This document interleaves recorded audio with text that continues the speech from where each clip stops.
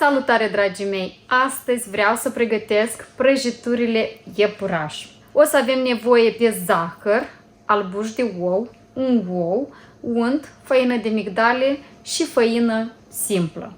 Mai întâi de toate, voi bate albușul cu jumătate din zahăr și puțină sare.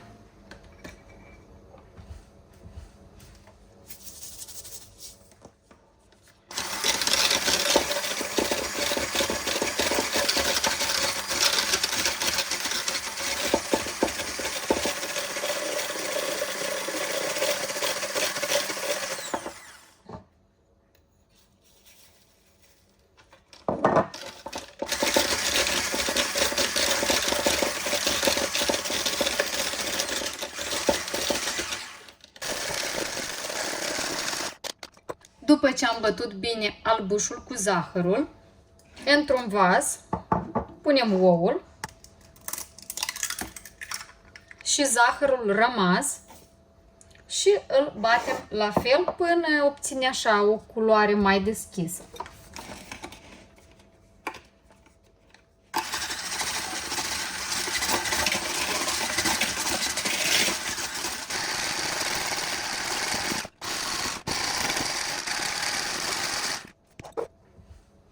Acum adăugăm făina de migdale, făina simplă și untul. Și amestecăm un pic.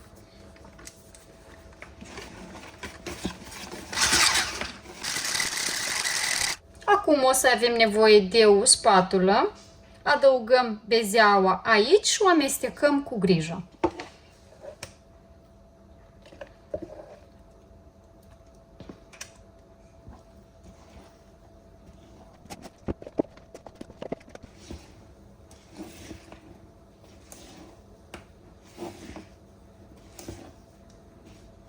Acum aprindem cuptorul la 180 de grade, o punem pe o tavă cu hârtie de copt și o coacem 10 minute, doar să se rumenească.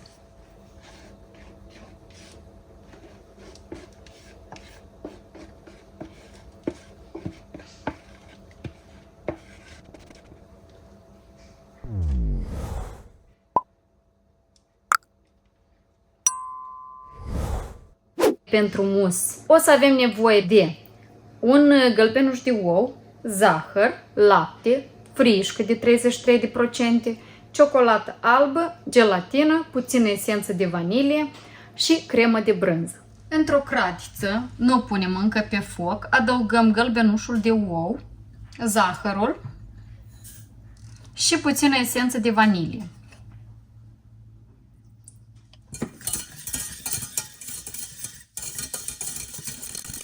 Le-am amestecat bine și turnăm peste ele laptele să fie așa fierbinte.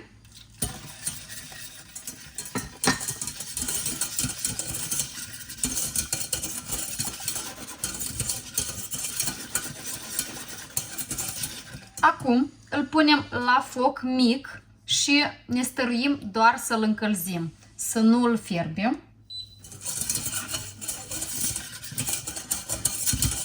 Și în continuu trebuie să amestecați.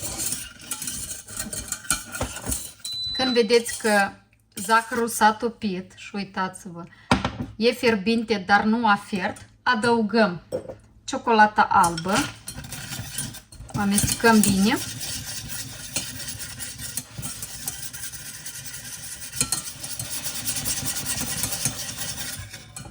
Gelatina. Gelatina i-am pus o puțină apă și am pus-o în cuptorul cu microunde și am topit-o.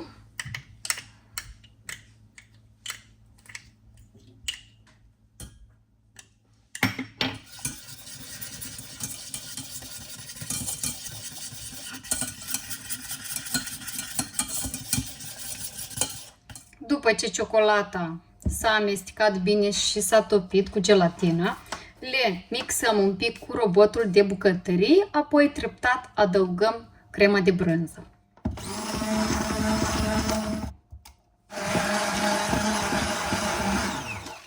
Și lăsăm deoparte un pic să se răcească. Acum, frișca rece, o mixăm așa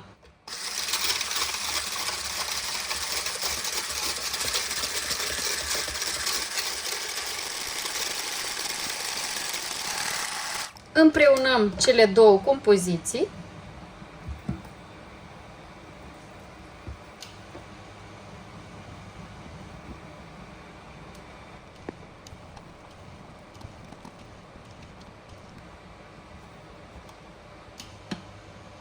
Iată așa.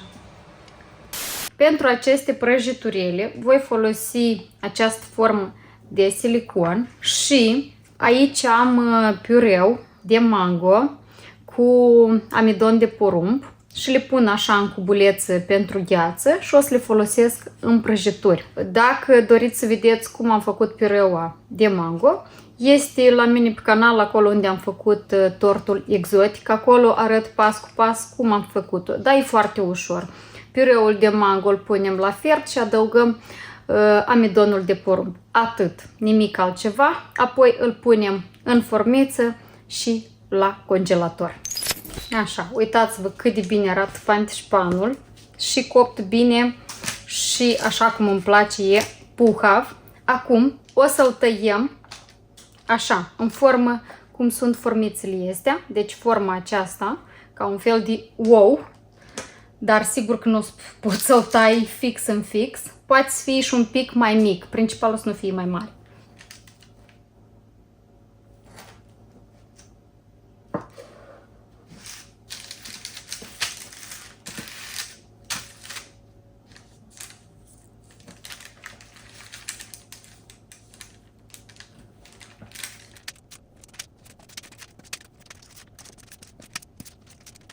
O să aleg bucățile acestea mai moi din mijloc.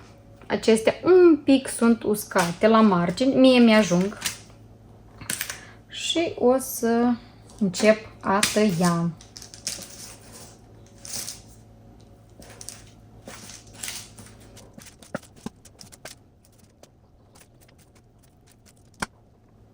Așa, asta în cap înseamnă că le facem pe toate în așa formă.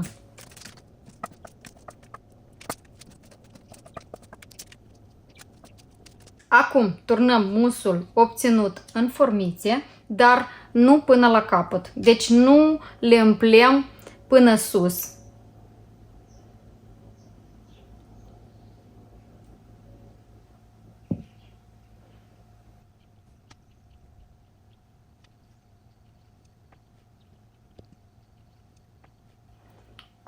Le batem bine.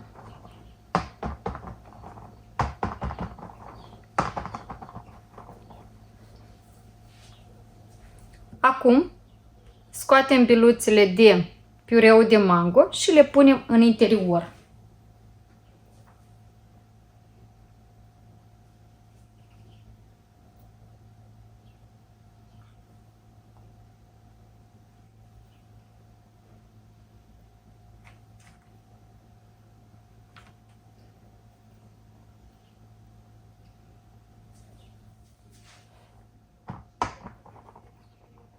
Dacă vă pare că este prea puțin, atunci mai adăugați un pic cu lingura puțin mus. Eu un pic totuși am să adaug un piculeț.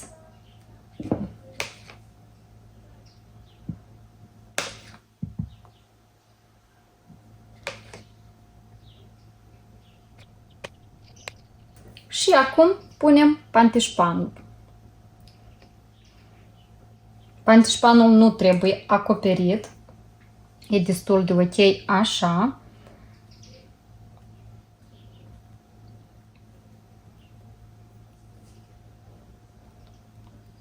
O punem la congelator 5-6 ore să îngheță foarte, foarte bine. Așa cum mi-a rămas mus și pantișpan, am și căpșunele. O să fac mini prăjituri la frigider ca să nu se pierdem aceste produse gustoase. Deci facem așa, punem o lingură de cremă, sufleu, cum vreți spuneți-i. Așa.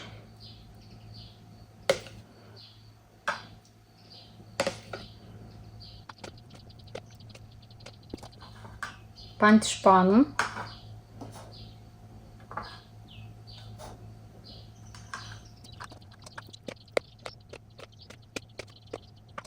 Și tăiem căpșunelele.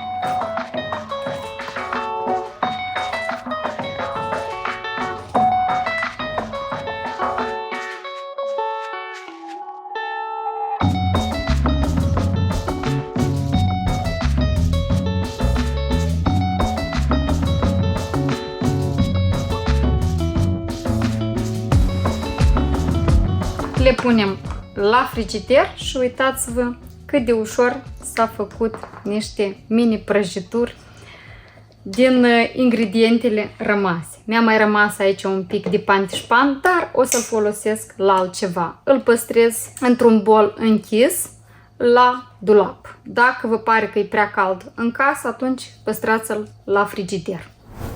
După câteva ore bune, e momentul să scoatem iepurașii. Atent, foarte atent cu ei, să nu-i stricăm. Așa mi-au ieșit. Care au ieșit mai perfecți, care nu prea. O să iau o pensulă și am să-i fac mai netezi. La fel, o să pictez un pic ochișorii, gurița și un pic la urechiușă și o să fie perfecți. Mie îmi plac foarte mult cum arată. Cam așa mi-au ieșit mie prăjiturile. Am încurcat-o și am crezut că am culoarea roz, dar nu am, așa că gurița le-am făcut-o cu roșu, decorat deasupra cu sclipici silver, acum le mai dau un pic, arată mai bine, dar m-am gândit că puteam să le fac și roz, adică sufleul, puteam să pun colorant roz și avea să fie și mai frumoși, dar oricum s-au primit destul de frumos. Acum vedem cum arată în interior.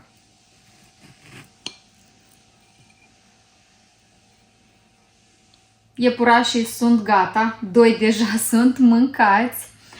Îi lăsați după ce îi scoateți din congelator și dacă nu doriți să-i mâncați îndată, îi puneți la frigider.